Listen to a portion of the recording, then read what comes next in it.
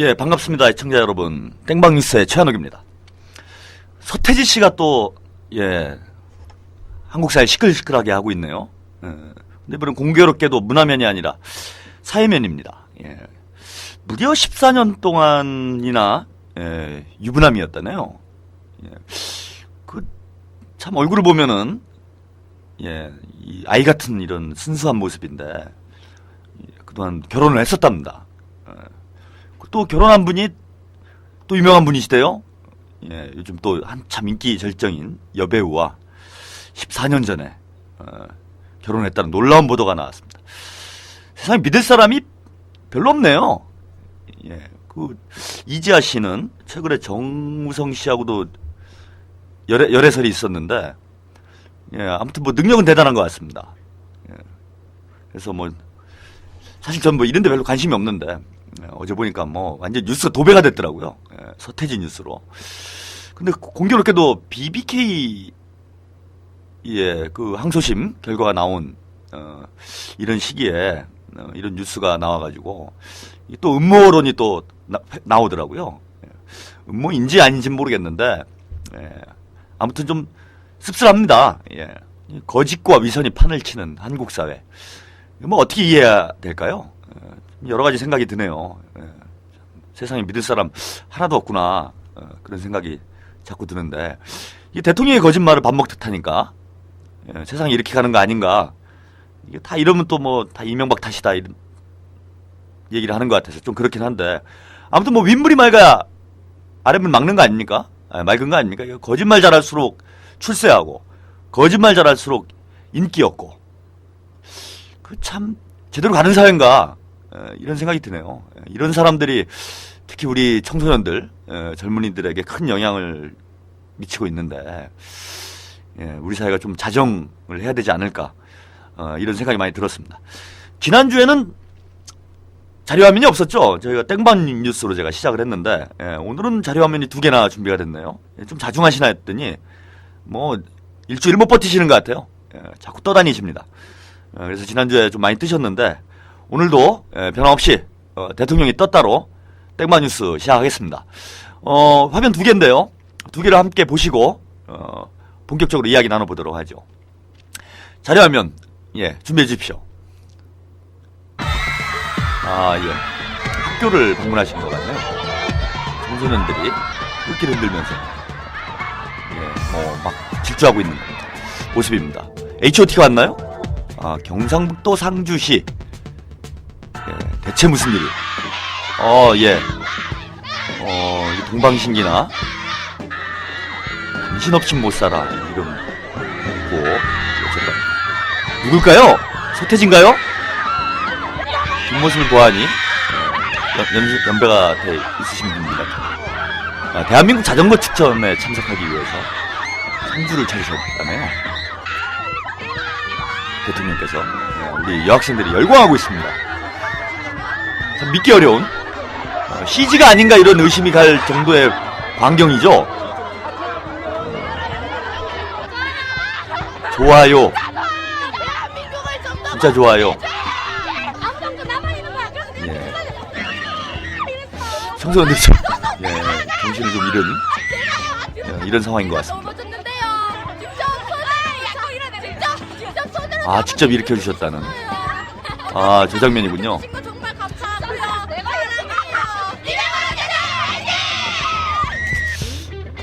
참 믿기 어려운, 예, 아이돌 스타 못지않은 이런 인기를 보여주시네요. 놀랍습니다. 다음 화면은, 예, 또 어떤 걸까요? 예. 장애인 고용 우수기업 아름다운 사람들이라는 회사를 격려 방문을 하셨다고. 예, 재밌게 일하고 있으시다는 여성이 말씀입니다. 이분 참 독특하시네요. 그게 되나요, 뽀뽀가? 수화를 좀 하시나요? 이게 아니죠, 저거는.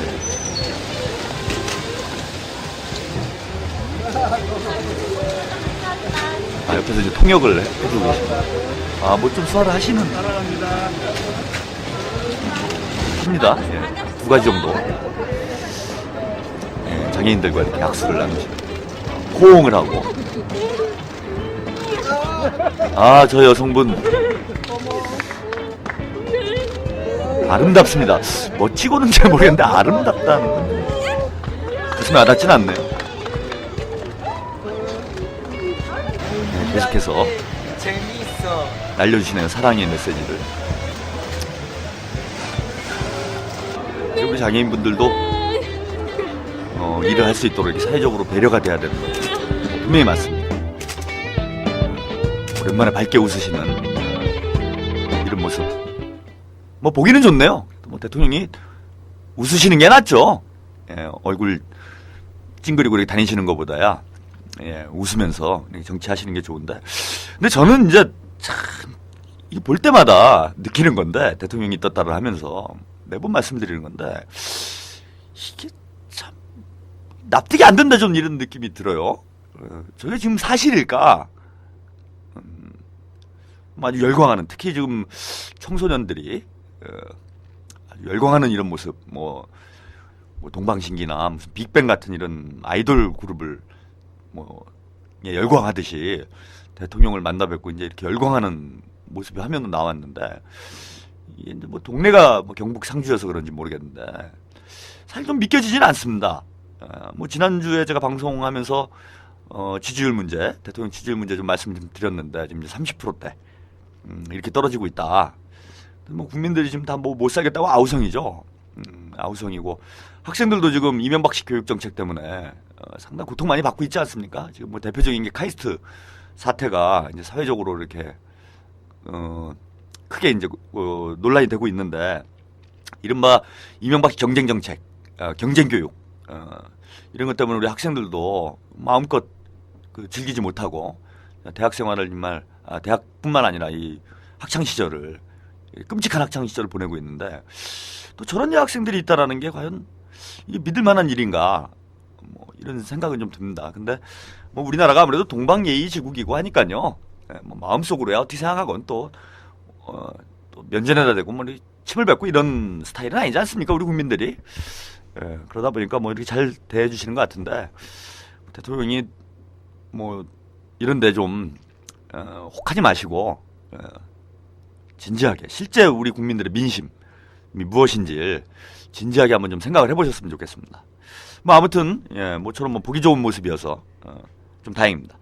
오늘 땡방뉴스 뭐 몇 가지 주제로 말씀 좀 드릴 건데요.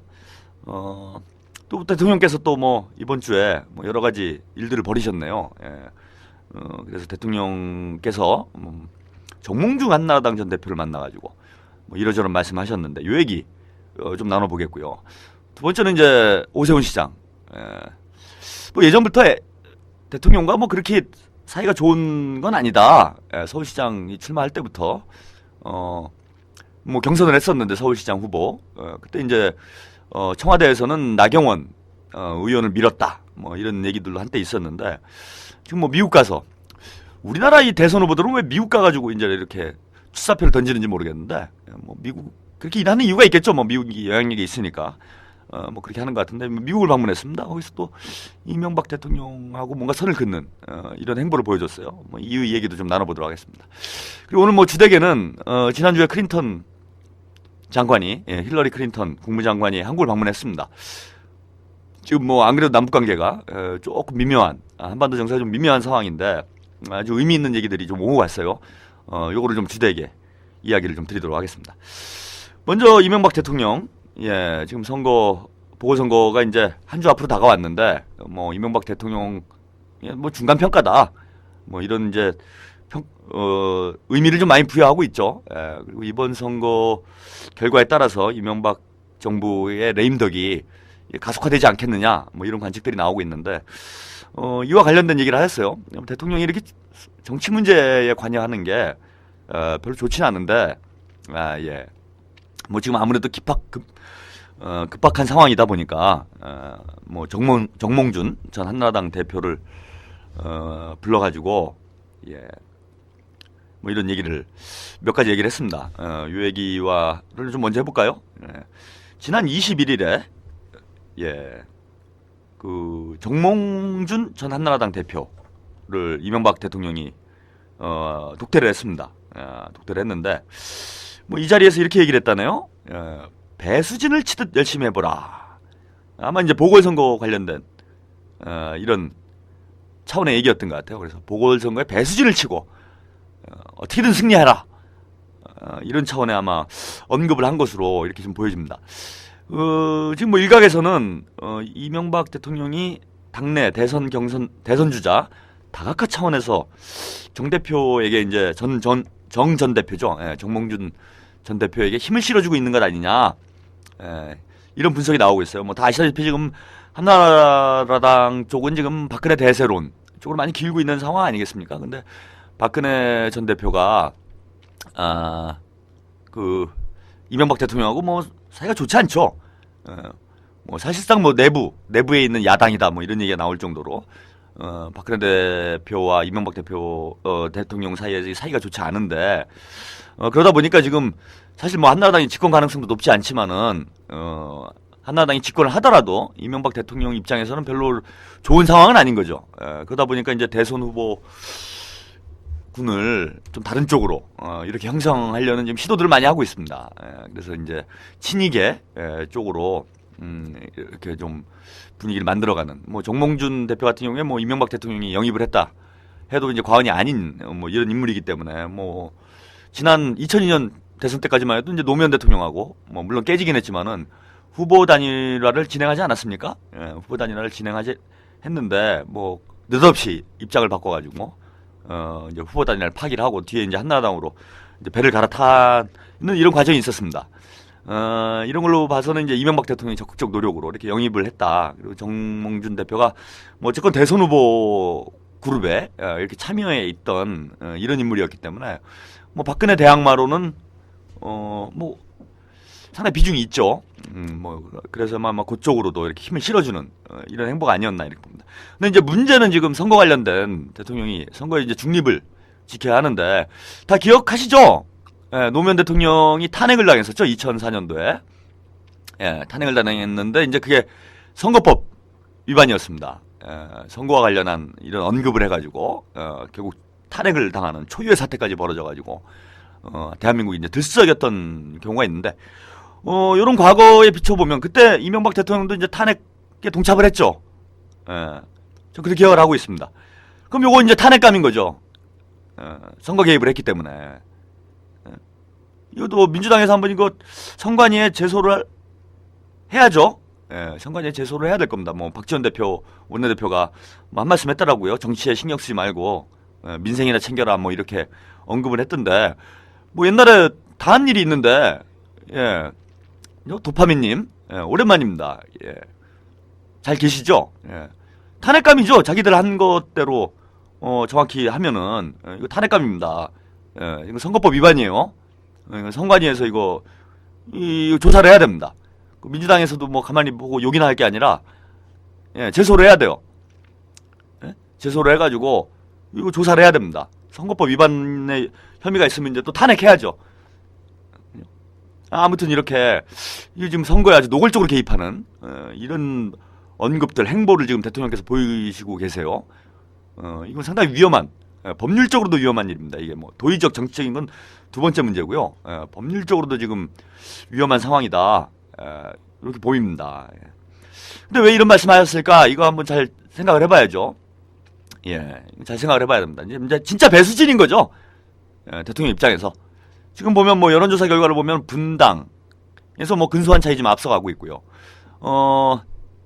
순천이야 뭐 야권끼리의 경쟁이기 때문에 뭐 누가 이기건 민주노동당이 당연히 이겨야 된다 저는 이렇게 생각을 하지만 야권 단일 후보 민주노동당이 아니라 야권 단일 후보가 이겨야 된다고 보지만은 뭐 민주당에서 또 이중 플레이를 좀 하고 있기 때문에 뭐 어떻게 될까 약간 우려는 되지만 뭐 어쨌거나 뭐 야권 후보가 여기는 뭐 당선이 되는 거고요. 김해 뭐 노무현 대통령의 고향이죠. 뭐 김해에서도 야권 단일 후보 이봉수 후보가 당선될 가능성이 지금 뭐 여론조사만 놓고 보면 상당히 높습니다. 지금 뭐 문제는 이제 강원도지사 선거인데요. 조금 약간 격차는 벌어져 있어요. 일단 여론조사상으로 보면은. 근데 이제 휴대폰 방식으로 최근에 여론조사한 결과를 보면 다 오차범위 낸다. 이러면은 이제 뭐 지방선거, 지방자치단체 선거도 좀 있긴 한데, 그게 뭐 정치적 의미가 좀 큰 건 아니고요. 이게 빅4, 여기서 이제 어떤 결과가 나오느냐가 이번 보궐선거, 예, 승패를 가늠하는 거고, 이번 보궐선거에서 누가 이기느냐에 따라서 다음 총선에, 풍향이 그죠? 예, 방향이 보이는 거죠. 예, 나침판과 같은, 다음 총선에 나침판과 같은 이런 선거가 바로미터가 되지 않겠나 이렇게 보고 있습니다. 근데 지금 보면은 뭐 최소 3승은 거의 유력하지 않는가. 특히 이제 분당을, 천당 밑에 분당이 있다. 반대인가요? 천당 위에 분당이 있다. 뭐 한나라당에서 뭐 이렇게 얘기를 한다는데, 뭐 분당을 해서 지금 뭐 상당히 승산이 높은 상황이에요. 그럼 뭐 이명박 대통령 설령 뭐 강원도에서 이기더라도, 일단 수도권 전멸, 이게 뭐 눈앞에 보이는 거죠.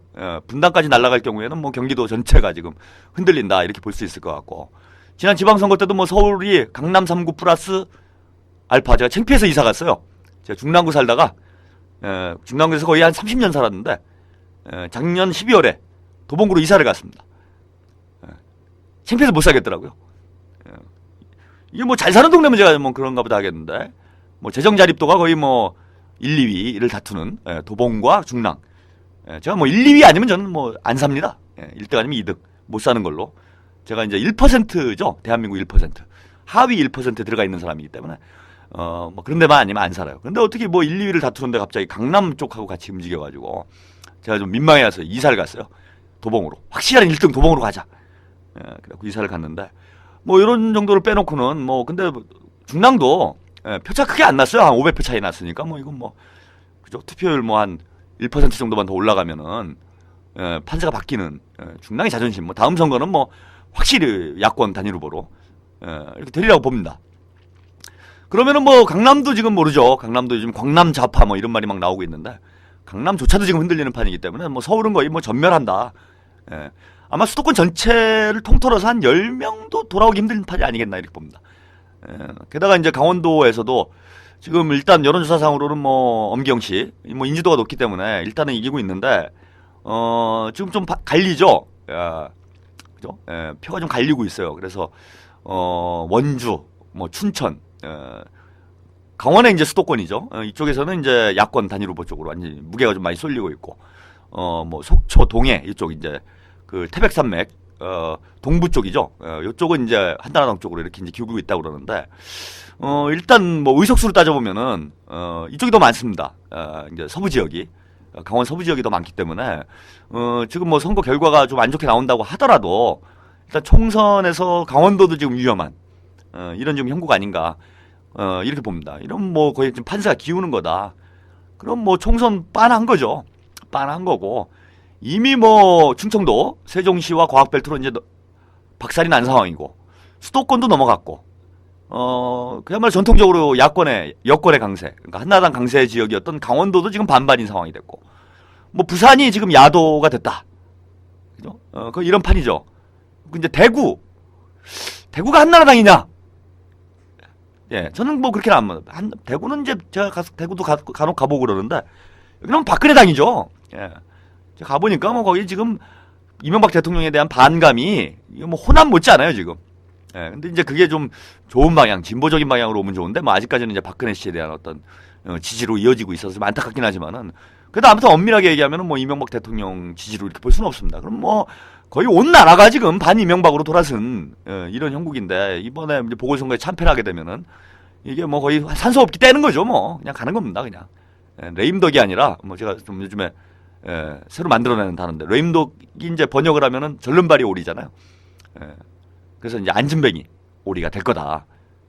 영어는 지금 기억이 안 납니다. 영어로 글도 썼는데 기억이 안 나네요. 뭐 무식해가지고. 하여튼 안진뱅이 오리로 가는 거다 이제. 정권 끝나는 거죠. 식물 정권 되는 이런 상황으로 가지 않겠나. 그러다 보니까 뭐 배수진을 안 칠 수가 없는 상황이고, 또 대선도 암담하고요. 선거를 뭐 이기더라도 지금 박근혜 씨가 될 한나라당 대선 후보로 될 가능성이 높기 때문에 뭐 정몽준 씨 데려다가 무려 이제 70분이나 독대를 했다고 그래요. 70분. 대통령이 바쁘신데, 뭐 자전거도 타러 가셔야 되고, 뭐 이런데 배수진을 치듯 열심히 해봐라 이런 건데, 이게 이제 대선 주자의 의미까지 좀 담아가지고 이렇게 얘기를 했답니다. 이명박 대통령이 이제 측근이 이런 얘기를 했어요. 이명박 대통령이 대선 경선 흥행을 위해서 판을 넓히는 차원에서 정 전 대표에게 목숨을 걸고 전력을 다해 뛰라고 격려해 준 것 같다. 뭐 이렇게 얘기를 했다고 합니다. 목숨을 걸고, 이 양반은 더 강하게 얘기했네. 목숨 걸고 뛰어야 된다. 이런 얘기를 했고요. 또 정몽준 대표가, 이 양반 참, 아버님이 정주영 선생께서 솥대를 몰고 휴전선을 넘어가서 6.15 그죠? 한반도 통일의 새로운 시대를 여는데 큰 진짜 공헌을 하셨고, 또 유은 아니겠습니까? 정주영 회장이 유은이죠. 금강산 관광 이런 것도 하셨고, 또 이제 대북 사업에 현대가 한참 이제 적극적이고, 지금도 이제 재수 씨죠. 재수 씨가 아니군요. 형수님입니다. 형수님이 이 시아버님의 유지를 받들기 위해서 정말 어려운 조건에서 회사가 정말 뭐 넘어질 판에 이렇게 어렵게 지금 현대아산을 이끌어가고 있는데, 그 뭐 좀 참 잘해야죠. 그 정주영 회장이 이게 한나라당 가 있는 걸 보면은 참 마음이 어떨까요? 무덤에서 땅을 치고 통곡할 일입니다. 근데 이런 말을 했어요. 북한 핵 폐기를 위해 한반도에 전술핵을 배치해야 된다라고 얘기를 했다랍니다. 정몽준 전 대표가요. 이 양반이 정신이 있는 사람인지 없는 사람인지 지금 비핵화를 하자고 하는 판에 핵 폐기를 위해서 핵을 배치한다. 이게 뭔 소린가요? 이 사람 국어나 좀 제대로 알고 있는 건지 모르겠어요. 국어를 우리나라 말을 제대로 알고 지금 이런 말을 하는 건지. 그러니까 북한 핵을 지금 폐기를 하자고 지금 뭐 미국도 날리고 뭐 중국도 날리고 다 한국도 뭐 그런 입장인데, 근데 이제 전술핵을 배치하자는 거예요. 근데 이제 북한이 핵을 개발한 논리가 이거 아니에요. 남쪽에서 미국 핵 갖다 놓고 우리를 위협하니까 우리도 뭐 살아남기 별 수 없다. 그러니까 핵무기 개발하는 거 아니냐. 이런 차원에서 이제 그 논리가 성립이 된 건데, 전술핵을 더 배치하자 이런 얘기를 하는 거예요. 맛이 간 거죠, 이거는. 그러니까 북한 보고 이거는 핵무기를 더 만들어라 이런 뜻인 거죠. 핵무기를 계속 만들어라. 도파민님, 그렇죠. 저도 그렇게 알고 있어요. 근데 또 뭐 그런 또 가정사를 가지고 이야기하기가 제가 좀 그렇네요. 근데 아무튼 뭐 그런 이유가 있는지 모르겠는데, 그건 뭐 예전에 홍길동도 그런 것 때문에, 그죠? 조선시대 때부터 많이 고통을 받아왔기 때문에 우리가 뭐 그런 걸로 또 시비하면 안 됩니다. 이런 가족관계 이런 거, 이런 걸로 시비하면 안 되죠. 근데 아무튼 뭐 그런 건지, 아버지를 아버지라 부르지 못해가지고 아버지 뜻을 안 따르는 건지, 참 엉뚱한 소리 하고 다닙니다. 더 웃기는 건 이명박 대통령, 이건 뒤에 제가 좀 말씀을 드릴 건데, 여기에 공감을 했다나요? 참 잘들 놀고 있습니다. 자, 뭐 참 개나 고동이나, 그죠? 똥이나 된장하고 똥은 다른 거군요. 참 잘들 모여서 잘들 놀고 있습니다. 70분 동안 재밌었겠네요. 이렇게 생각 없는 사람들 이렇게 모여가지고 대화를 나눈 거 보면은 70분 시간 가는 줄 모르지 않았을까, 이런 생각이 좀 듭니다. 이명박 대통령 참 언제 정신 차릴래라요? 뭐 개인적으로 저는 참 걱정이 됩니다. 아무튼 이제 정치에 좀 신경 끄시고요. 이게 지금 야권 도와주는 거예요. 제가 보니까 자꾸 이런 얘기하면요, 정몽준 씨를 죽이는 거예요. 정몽준 씨가 까미 없는 분이에요. 오세훈 씨 얘기를 좀 하죠. 오세훈 씨가 지금 미국 가가지고, 오세훈 씨가 좀 까문 있는 것 같아요. 이런 얘기를 했어요. 이제 이명박하고 거리두기 이런 걸 아마 하고 있는 것 같아요. 22일 날입니다. 워싱턴에 가가지고 특별 간담회. 꼭 미국 가서 이 짓, 죄송합니다. 이런 짓 하대요. 왜 그 미국 가서 합니까? 우리나라 정치하는데. 미국에 줄 서려고. 이런 거 보면 우리나라가 참 자주국가인가 이런 저는 생각이 많이 들어요. 왜 대선 후보라고 하면 꼭 미국 가가지고 무슨 간담회를 해가지고 뭐 중요한 중대 발표하고. 꼭 그래요. 저번에 박근혜 씨도 그랬죠, 옛날에. 이명박 대통령도 그러고. 뭐 미국에서 뭐 줘요? 뭐 선거 자금 줍니까, 미국에서? 아무튼 뭐 모르겠는데 미국 가가지고 또 뭐 엉뚱한 소리를 했어요. 내년 총선에서 한나라당이 패배할 수도 있다. 이런 질문을 했더니, 이런 이제 그 질문을 하니까, 이명박 정부 집권 뒤에 피로 현상이 밑바탕이다. 이게 다 이명박 때문이다. 뭐 이런 거죠. 저하고 이건 좀 생각이 비슷한 겁니다. 그래서 이명박 대통령으로부터 국민들은 소통이 부족하다라는 인상을 받고 있다. 그러면서 아주 뭐 신랄하게 거의 비판을 했습니다. 4대강 사업 등 설득을 바탕으로 공감대를 형성하기보다는 다 하고 나면 국민들이 동의할 것이라는 인상을 국민들이 최고 지도자로부터 받는 것 같다. 예. 그러면서 세계적인 추세가 소통을 바탕으로 한다. 참 이건 전 또 오세훈이 씨가, 오세훈이 시장이 자기 뭐 남 얘기 아니야. 자기 얼굴에 뭐가 지금 묻어 있는데, 지금 무상 급식 문제 가지고 국민들이 지금 난리가 났죠. 서울 시민들이. 근데 이게 안 보이나 봐요. 자기 얼굴에 묻은 뭐는 안 보이는 모양입니다.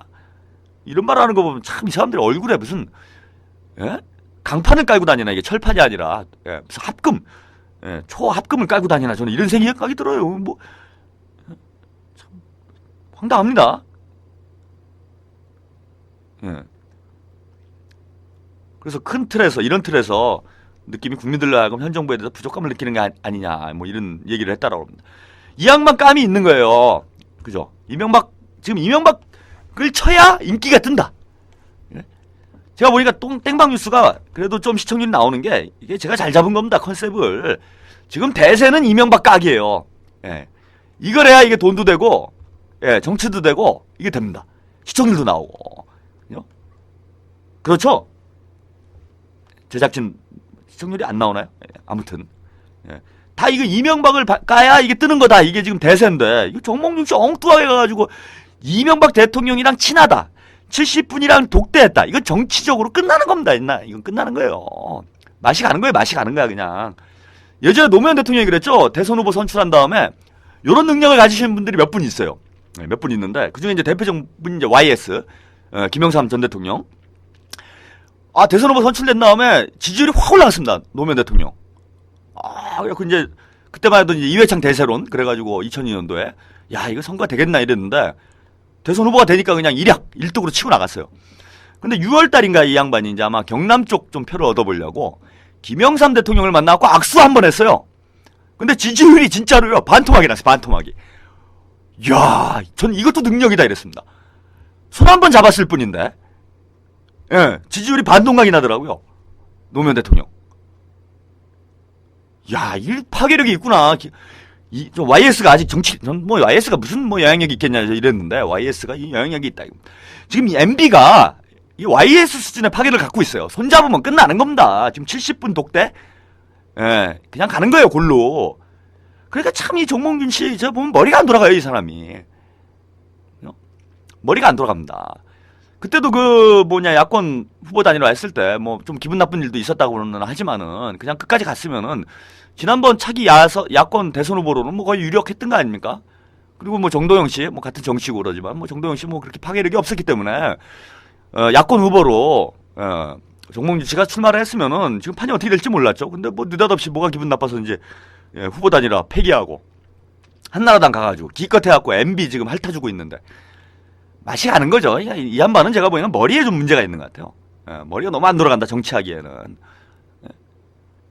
이런 식으로 하면은 그냥 가는 겁니다. 물론 뭐, 한나라당 내에서야 뭐 좀 지지를 얻어가지고 대선 후보로 될지 모르겠지만은, MB맨이다 이래가지고 다음 대선에 후보로 나온다. 박근혜만큼 지지율 나올까요? 절대 안 나옵니다. 이건 박근혜 씨만큼. 참 착각을 해도 큰 착각을 저는 하고 있는 거 아닌가. 저는 MB야 뭐 지금, 그죠?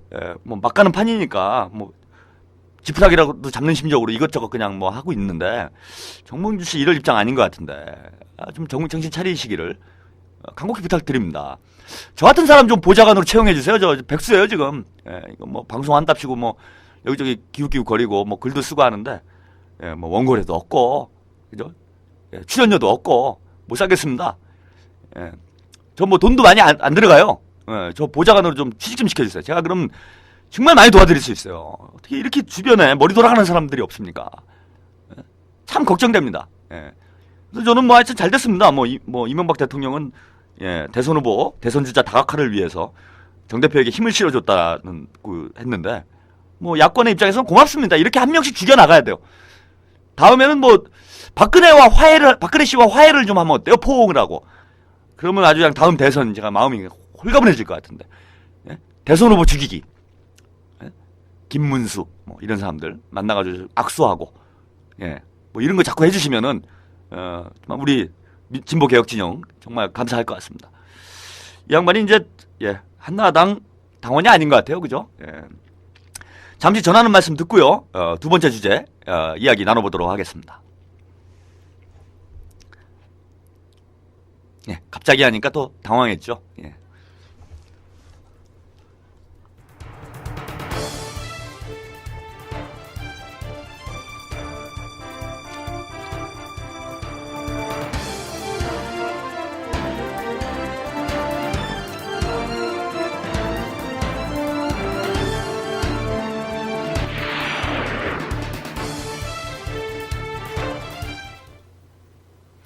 예. 뭐 전할 것도 없는 전하는 말씀이죠. 예. 좀 광고라도 좀 어떻게 좀 따와봐요. 예? 아, 미치겠네. 아, 제가 광고할까요? 제 광고 넣어줄게요. 내가 월 5만원씩 내고, 저 시사평론가로 저 일하고 있는데, 뭐 별로 지금 뭐 강연도 안 들어오고, 먹고 살기 좀 힘듭니다. 예, 제 광고라도 넣죠? 예, 그래야 되겠어요. 예, 제가 월 5만원 내겠습니다. 광고비. 그 정도면 괜찮지 않나요? 예? 지금 뭐 별다른 수입도 없는 걸로 알고 있는데, 예.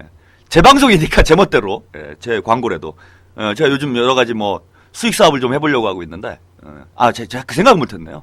제가 하는 방송에다 광고를 내보내면 될 거를, 예. 그래서 하여튼 다음 주에, 예, 월 5만원 주고, 예, 주권방송 최초 광고를 제가 찍어서 내보내도록 하겠습니다. 그럼 좀 그래도 내보내면 중간중간, 예, 저도 좀 쉬어가면서 방송도 좀 하고, 예, 이렇게 해야 되겠네요. 도파비님 사업하시잖아요. 제가 알기로는 꽃 사업하시는 거 알고 있는데, 광고비 5만원입니다, 한 달에. 예? 광고 좀 내보내주세요. 그래. 레종파파님은, 예, 무슨 일 하시나요? 예. 사업하시는 분들 있으면요, 애청자분들 중에서, 예, 방송만 들어주지 마시고, 별풍선, 이런 것만 쏘지 마시고요. 광고 좀, 예. 광고를, 고만 내려와님, 예. 광고를 안 하셔서 망하신 거예요. 예. 주권방송. 물론 뭐, 시청률이 별로 없어가지고, 예. 실효성이 있는지는 제가 경제성이 있는지는 모르겠습니다. 그런데 뭐 없는 사람들끼리 서로 도와가면서 하는 거죠. 예. 서로 도와가면서 하는 겁니다. 그래서 광고 좀 해주세요. 광고 좀 한번 해봅시다. 우리도. 예. 언제까지나 우리가 지금, 그죠? 예. 계속 이런, 예. 비주류 방송만 하겠습니까? 지하 방송만. 예. 저는 뭐 다음 대선에 우리가 깃발 꽂고, 그죠? 예. 한 2017년, 20년경에는 이제 주권방송이 공중파로 전환해야 되지 않냐. 예. 제 이 생각입니다. 한 10년 정도 우리가 10년 장기 계획을 세워가지고 10년 뒤에는 공중파로, 공중파에서 막 날려버려야죠 그냥. 예. 그죠? 저 같은 사람 맨날 뭐 이런 데서만 방송하라는 법 있습니까? 저보다 더 막말하고 뭐 말도 안 되는 사람들도 나와가지고 다 방송하더라고요. 별 재미도 없던데. 예. 한 회당 막 몇 천만 원씩 투자해가지고 저는 몇 천 원만 줘도 가서 제가 웃길 수 있습니다. 그죠? 예. 돈 안 받고도 할 수 있어요. 뭐 나라를 위해서, 뭐 국민을 위해서 뭐 그런 거 못 하겠습니까? 예, 그래서 뭐 돈이 문제가 아니라, 예, 저희도 이제 앞으로 큰 꿈을 가지고, 그죠? 정말 정의로운 방송, 이런 방송 해야 되지 않겠습니까? 아이, 파파님 감사합니다. 그죠? 예, 빡빡 그냥 쏴주셔야 돼요.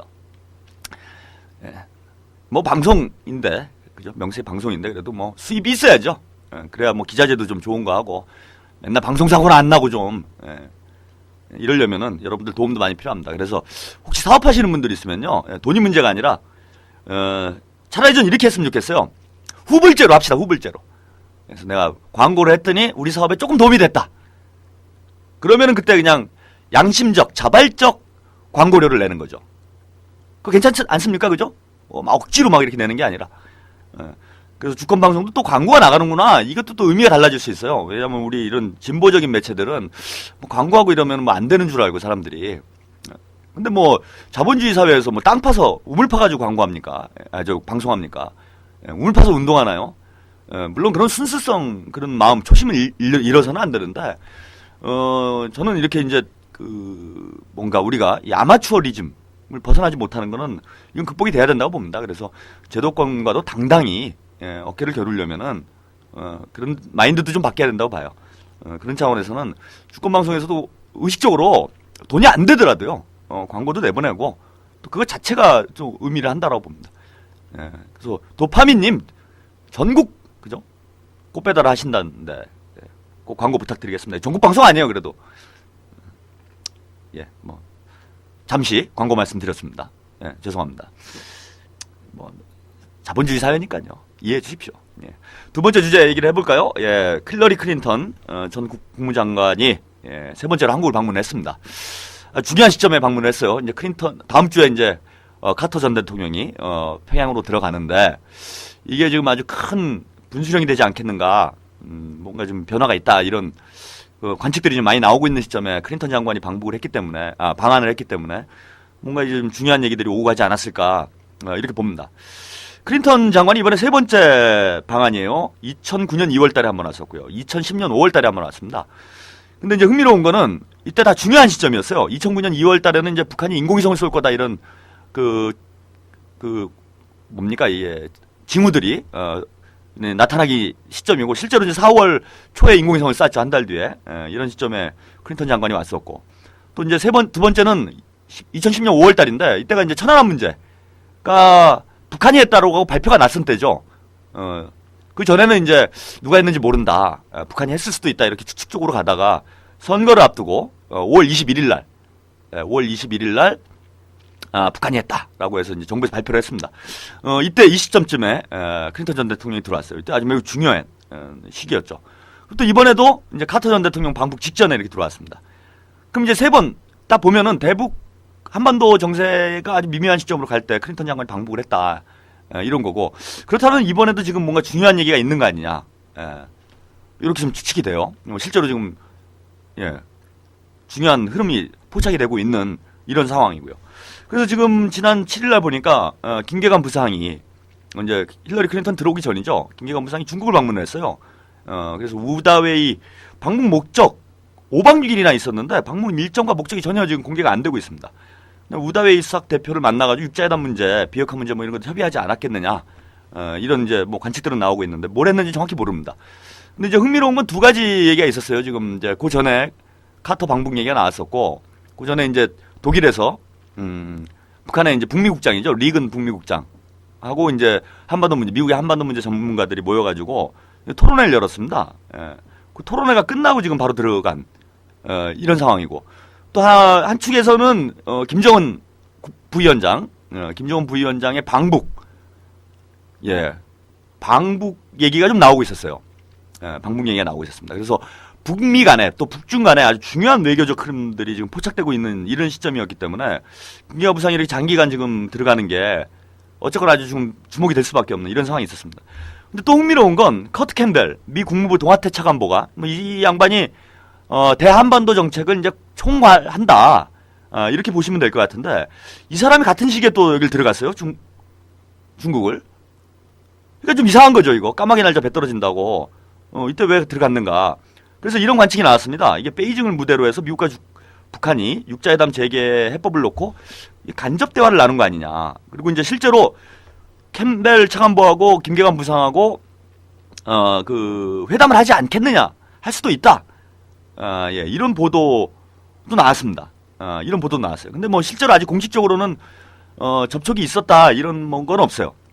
근데 이제 그럼에도 불구하고 어떻게든 이게 뭐 어떤 협의가 이루어진 거 아니냐. 이런 얘기가 나오고 있습니다.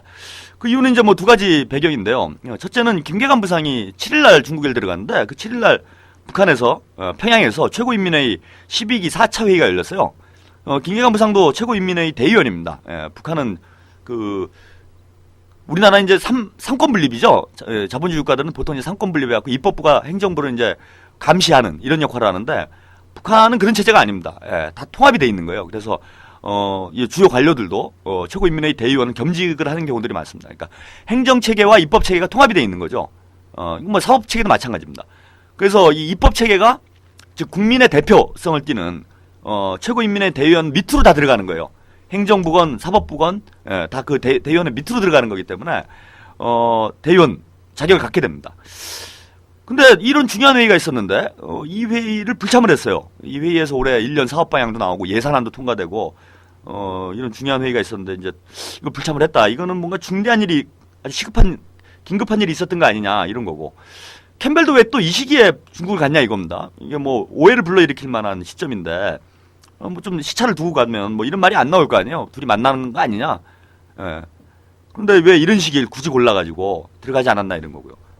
또 지금 북미 관계, 북한과 미국의 움직임이 지금 예사롭지가 않습니다. 아까 뭐 제가 말씀드린 것도 있는데, 지난달 말에 독일에서 토론회가 있었는데, 아주 중요한 의제들을 토론했어요. 뭐 평화협정 문제, 비핵화 문제, 수교 문제, 뭐 전략적 의제들이라고 할 수 있는 걸 토론했고, 여기 참가한 사람들이, 물론 이제 민간급, 북은 민간급이 아니에요. 예.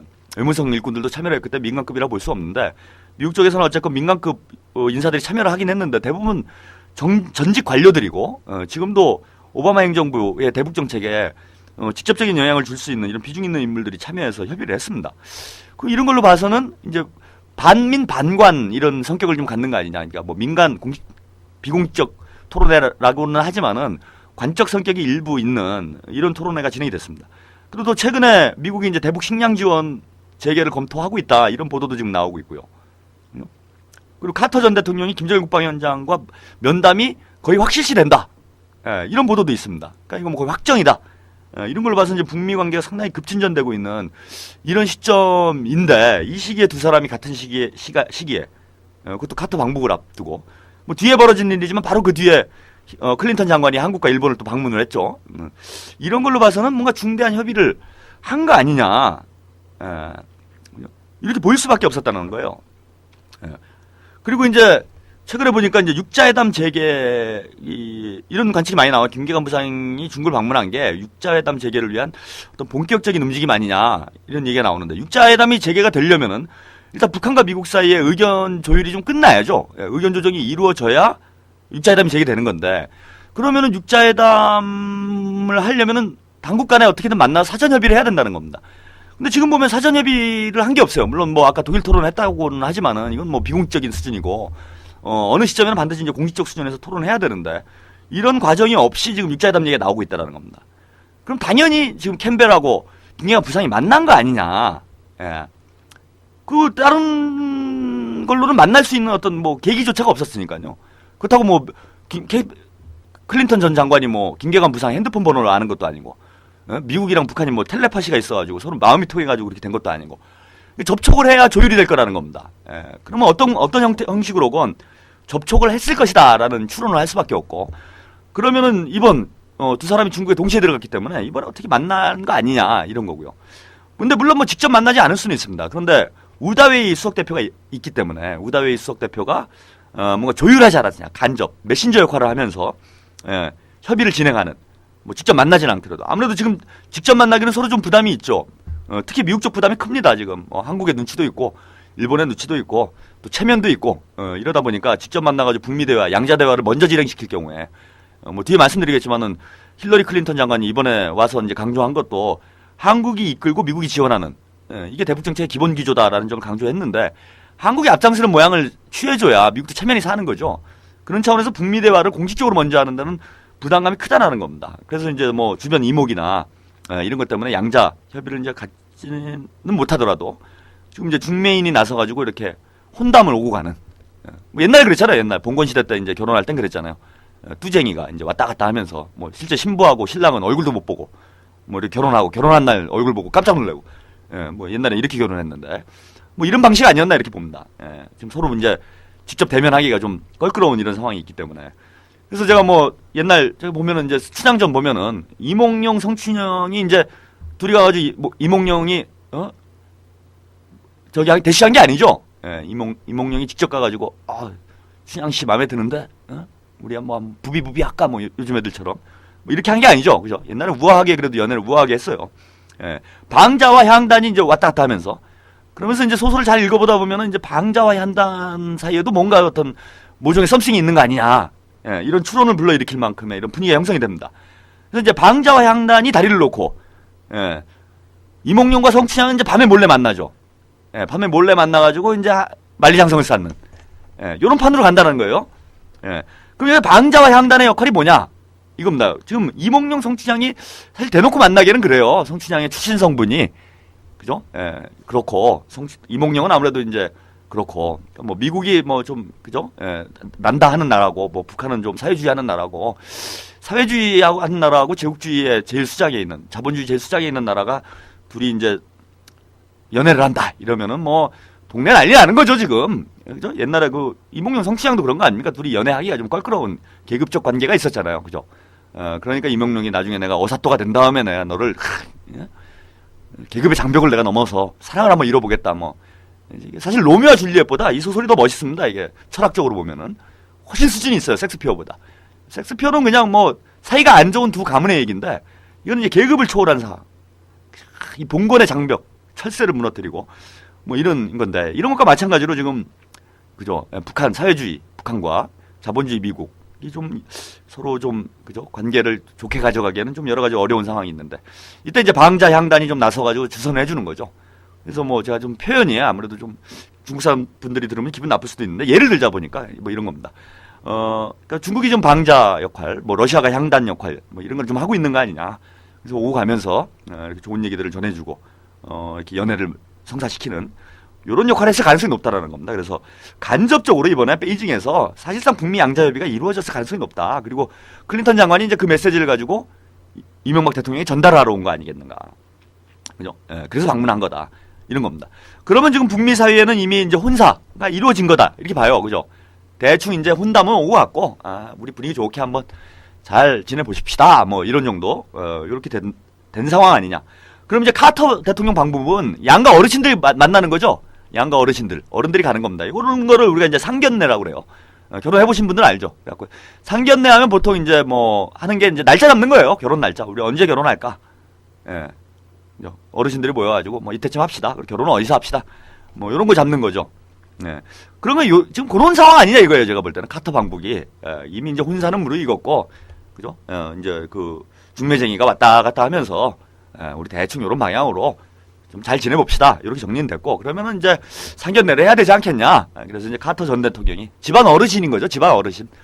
집안 원로가 가셔가지고 어른을 또 만나갖고 북쪽에 김정일 국방위원장을 만나가지고 우리 어르신들끼리 한번 잘 조정을 합시다. 요런 절차가 이제 이번에 카터 방북이 아니냐. 이런 거예요. 그저 그젠가 흥미로운 보도를 봤는데 카터 전 대통령이 이제 중국을 경유하지 않고 바로 서울로 내려오는 전용기를 이용해가지고 전용기로 간다는 것도 사실 지금 상당히 이례적인데 지금 남북 관계가 상당히 껄끄러운 상황인데 직항로로 지금 내려온다는 거죠. 뭐 근데 한국도 이거 뭐 미국이 한다는데 뭐 말릴 수 없는 상황이에요. 이런 얘기가 나오고 있어요. 이건 뭐냐? 이제 날짜 잡은 다음에 신부 측에 먼저 알려야 되는 거죠. 신부한테. 지금 신부는 몰라요. 자기 결혼 날짜 결혼을 해야 되는 걸 몰라요. 신부는. 신부가 누군지는 아시겠죠, 그죠? 근데 신부는 결혼을 해야 되는지 모르고. 근데 이제 중국 가서 발표할 수가 없잖아요, 이거를. 그래도 신부한테 먼저 얘기를 해주고 하객들한테 알려줘야지. 결혼 날짜를. 중국에 가가지고 우리 이명박 씨 결혼하십니다. 이렇게 얘기해버리면은 참 이명박 대통령이 민망하잖아요. 그래서 이제 서울에 와서 결혼 날짜 잡고 왔어요. 제가 어른이 원로인데 제가 사실 뭐 아버지잖아요. 이명박 대통령도 좋아하잖아요, 미국. 뭐 이렇게 지금 정리된 판이 아니겠나 이렇게 봅니다.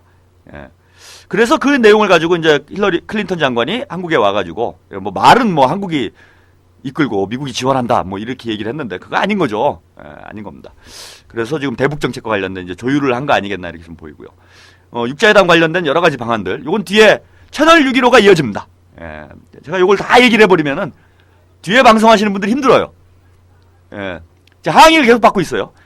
그래서 이거 자세히 얘기 안 할 겁니다. 뒤에 채널 615도 먹고 살아야죠. 저 하나 살자고 저 동지를 죽이고 저 이런 사람 아닙니다. 저는 이명박하고 이런 점에서는 도덕적으로 완전히 근본적 차이가 있는 사람이에요. 그래서 채널 615도 시청률이 나와야 되기 때문에 자세히는 말씀을 안 드리는데 하여튼 뭐 클린턴 대통령이 와가지고 이제 그만해라 무슨 천안함이냐. 그래서 천안함과 관련된 얘기만 하겠습니다. 천안함과 관련해서 이렇게 얘기를 했어요. 한미 외무장관 공동 발표문이 나왔는데 북한의 도발에 대해서 책임 있는 조치를 해야 된다 이렇게 표현했습니다. 근데 이거 보면은 뭐 잘 모르시는 분들이야 뭐 그런가 보다 하겠는데 이게 중요한 의미가 있어요. 북한의 도발 이게 모호한 표현이라는 거예요. 정확히는 천안함과 연평도 사과죠. 근데 북한의 도발은 천안함이 들어가냐 마냐 이거 애매합니다. 왜냐하면 천안함 북한이 안 했다라고 하고 있어요. 근데 연평도는 도발에 들어가죠. 북한이 한 건 사실이니까. 그러면은 미국이 천안함을 얘기한 거냐 아니냐 이게 외교적으로 모호하게 남아있는 상태가 됐다라는 거예요. 근데 이걸 이명박 정부가 합의를 했다라는 건 천안함 문제를 일단 접어놓고 갈 수도 있다. 요런 의미가 지금 담긴 거라고 봐야 됩니다. 그리고 더 중요한 거는 이거보다 이 책임 있는 조치가 전제가 아니다라는 뉘앙스로 얘기를 했어요. 지금 이제 제일 남북 대화에 지금 큰 장애가 이게 사과 안 하면 선사과 후대화죠, 지금. 이것 때문에 지금 북한에서 계속 대화하자고 하는데, 대화가 안 풀리는 건데, 지금, 어쨌거나, 한미 이번에 외무장관 회담을 통해서 꼭 전제는 아니어도 된다. 요런 쪽으로 좀 정리한 거 아니겠나, 이렇게 좀 보이고요. 그래서 지금 보면 3단계 방안이 좀 논의가 되고 있어요.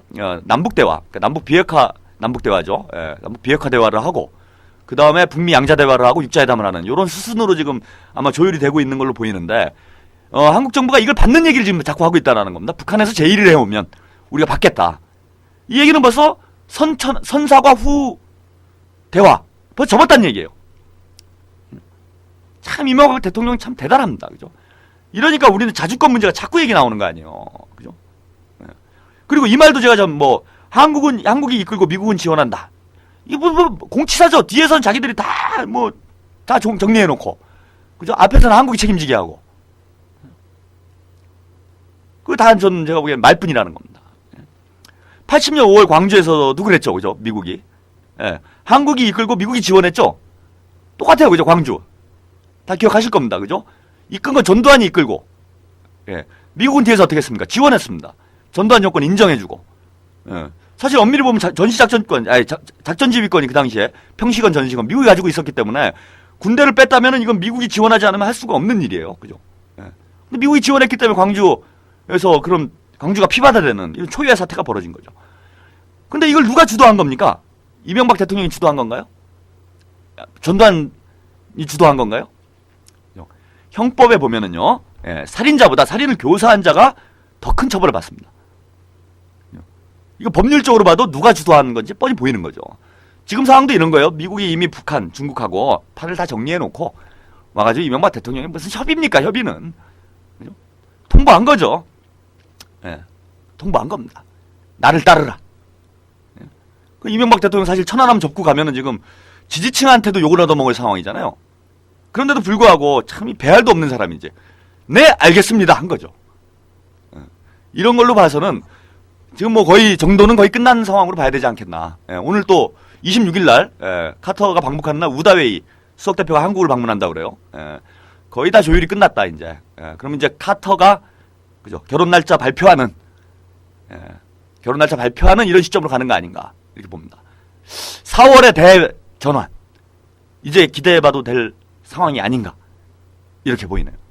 우리 한번 기대를 가지고 함께 지켜봤으면 합니다. 오늘 땡방 뉴스는 여기까지입니다. 감사합니다.